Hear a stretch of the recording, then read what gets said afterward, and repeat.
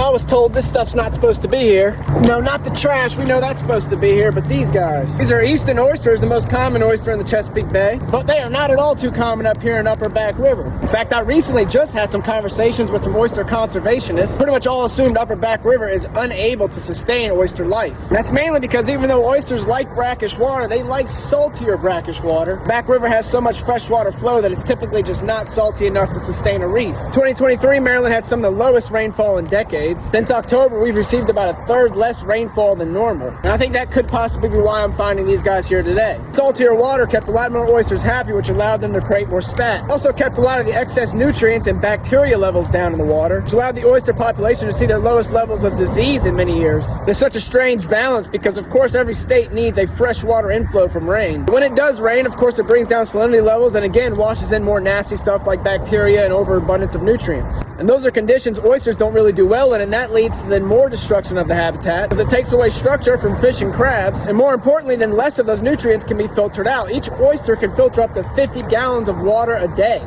It's funny, I was just discussing the viability of making our own oyster reef back here in Back River, so perhaps this is my sign.